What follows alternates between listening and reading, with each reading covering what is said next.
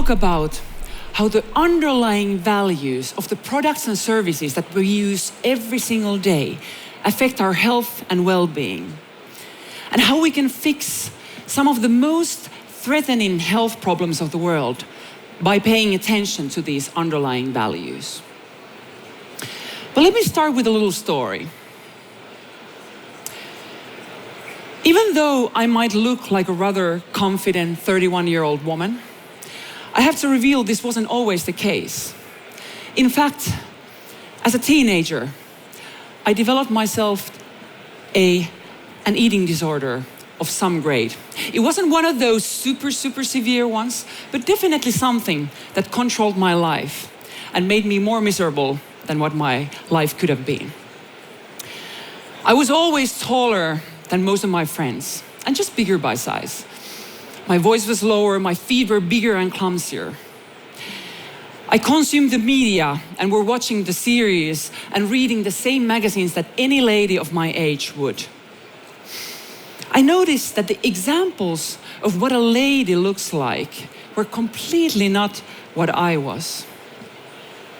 I started to feel inadequate, unhappy, or even depressed. Maybe if I would control my weight a little bit or do some diets, maybe then I would be enough and I could be more like those role models that I had been admiring. Only years later, I found out that a great part of the pictures of the models that I had been admiring and looking up to were photoshopped or retouched. So I had been admiring something that's not real, which had completely, created a lot of misery in my life. So my story is just one little example of how exposed we are to the values of the services, products, medias we let close to our lives. And my story tells about a bigger problem, because we indeed have a health system fail that creates an explosion of lifestyle-related diseases in the developed world. According to the World Health Organization, depression will be the leading cause of disease by 2030. The percentage of adults taking antidepressants has gone up by 400% since 1988. Other lifestyle-related diseases like obesity and diabetes are also epidemic. So, as technology entrepreneurs, we had to stop. We had to ask why on earth so many people are so unhappy and so unhealthy, and what we as tech community could do about this. And we're arguing that by fixing the underlying value systems based on which we build products and services, we could fix some of the world's most prominent health problems. Now, let's take a satellite view to this situation. When it comes to a person's health and happiness, there are essentially two things that matter.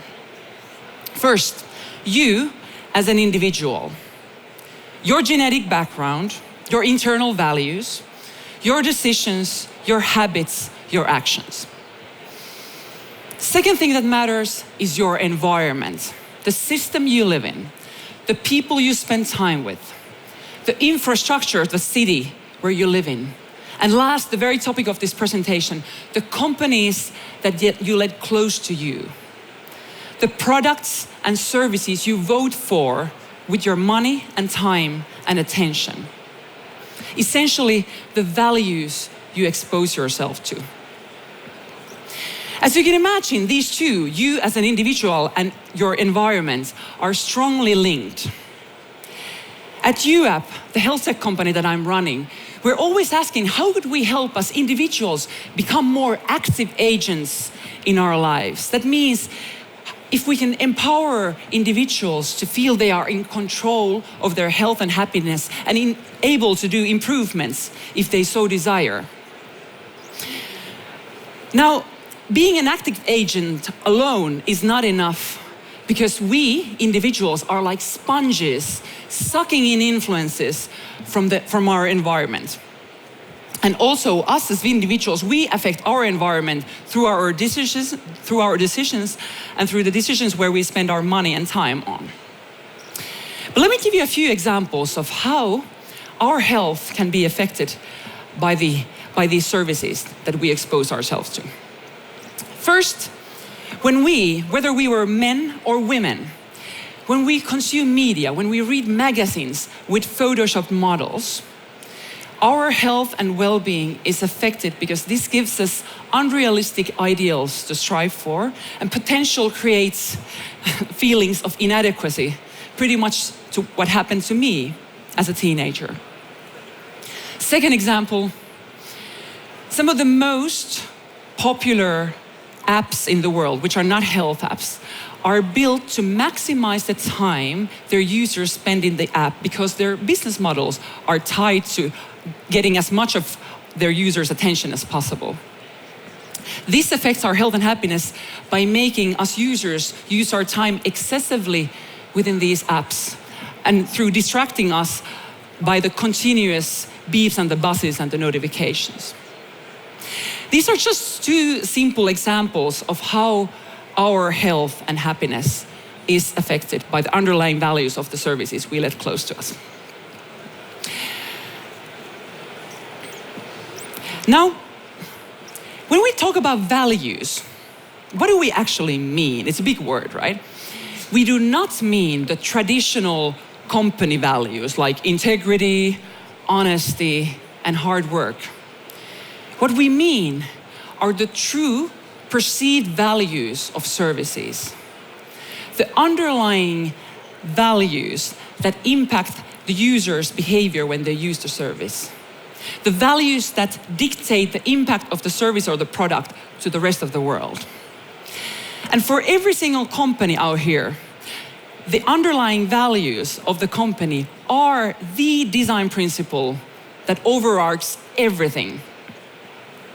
The team or the teams of the company, how they work together, how the products or services are built, what the product is, and how the product influences the behavior of their users.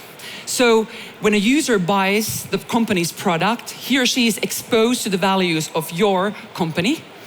And actually every single product has a health and happiness impact to the life of the users. Whether it was a carton of milk or a health tracker ring. But especially as we, the tech community, are building services that our users spend their time and attention with, which are the most scarce resources we have an enormous responsibility to think about the health and happiness impact of our product. Because if the health and happiness of the users is not in the values of a product, it is a value as well. Let me repeat that.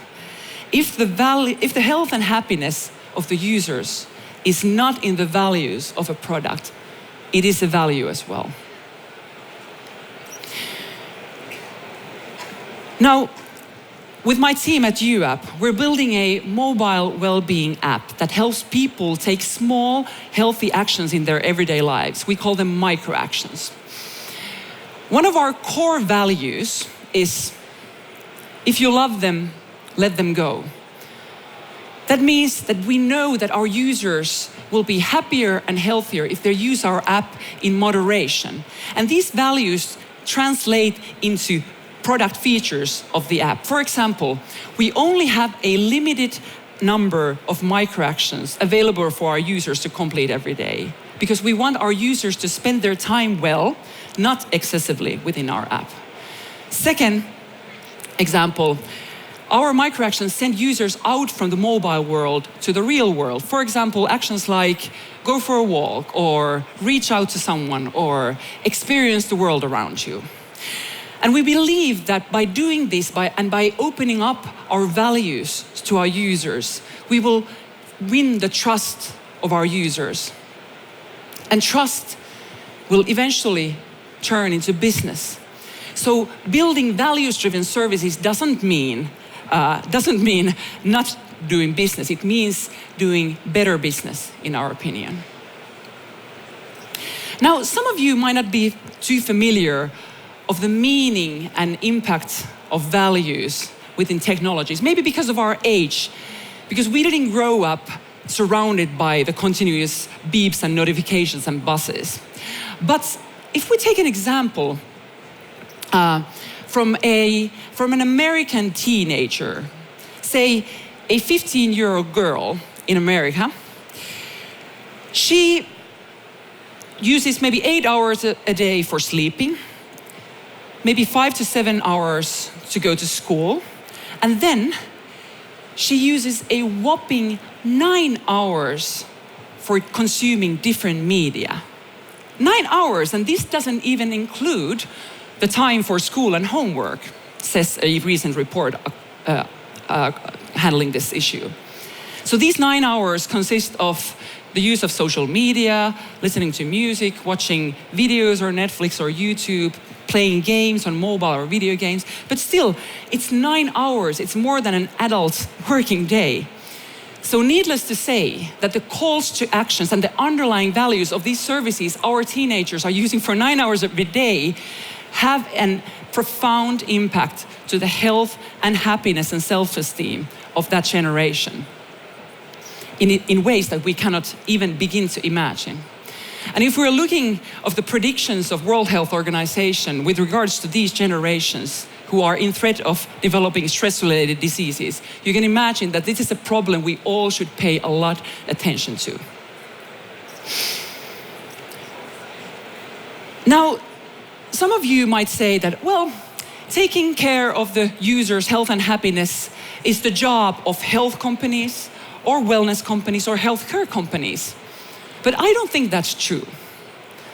It actually makes me pretty anxious to think that some of the most powerful technology companies whose users use their time for hours every day within the app or service, that these technology companies wouldn't care of the health and happiness of the user, many of whom are children still forming their habits for the rest of their lives. I think that's a pretty disturbing thought, isn't it? Now, what I would love you to remember from these presentations are a few things. So if you are a user, a consumer of any service, which is basically every one of us, we as users, we should demand the best from the services that will look close to us. We should carefully decide, or at least be carefully aware of the values we expose ourselves and our children to. If you are a technology company building services for consumers or for anybody, we should all build better values-driven businesses because we can and because the world needs it. Because remember, we're sitting on a ticking time bomb of stress-related and lifestyle-related diseases, which will affect every one of us in this room, either directly or indirectly. And to be even a little bit more precise on the calls to actions, if you are a user, if you want to do something about this important topic, one way to approach this is to think about some of your favorite apps that you're using time with. And then exercise number 1 could be, think about the time that you're actually spending in the app. You can even measure it just to get an idea of that. And the second thing, kind of reflect the emotions and feeling that the usage of this service creates in you. Some concrete examples for technology builders in this room. If you want to do something about this, be more value-based. Think about the service or product that you've built and spot a feature in your product that could potentially harm the health and happiness of your users. For example, the infinite scrolls, which take excessive amounts of our time, or the overloads of notifications that your product might include. So these are just a couple of quick takeaways from this presentation. Luckily, this very important topic of building products and services based on good values is discussed more and more widely within the tech community. For example, this week, an article by Malik was released in the New Yorker discussing the lack of empathy in technology products. Another good example is the wonderful, wonderful time well spent movement that wants to align technology with our humanity. Because imagine if all technology was built on values that are positive towards our health and happiness, or at least would take it into account. It would make a difference. Because at the end of the day, we are all responsible for fixing the health system fail. Thank you.